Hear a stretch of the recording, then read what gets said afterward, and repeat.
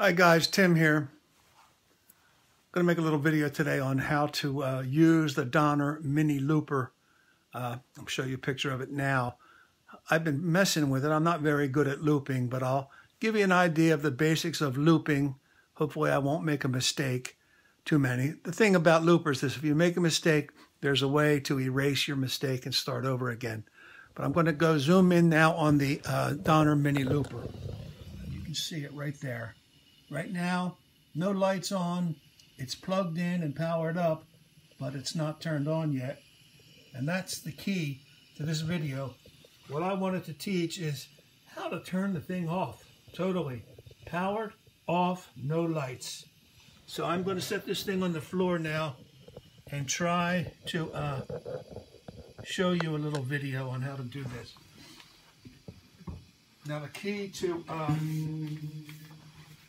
making a loop, I'm just going to play a D, a C, and a G. Just to try to do it in time. So it's counting down and coming in on the 1.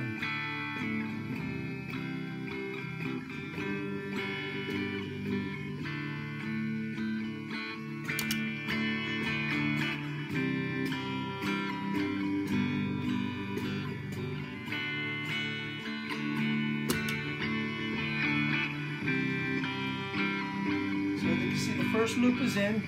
It's playing back by itself. The green light's on.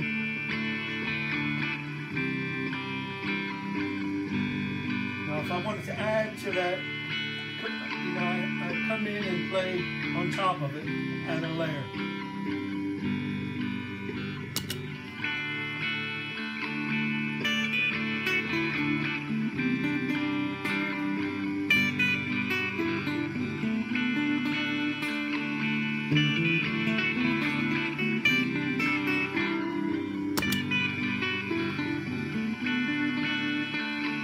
So you can see now, I added a layer or two. That's the basic operation.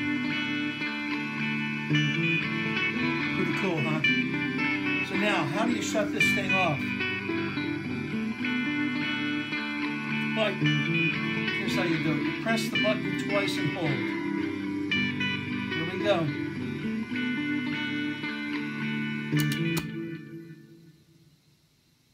Light went out, music stopped, and there it is, ladies and gentlemen.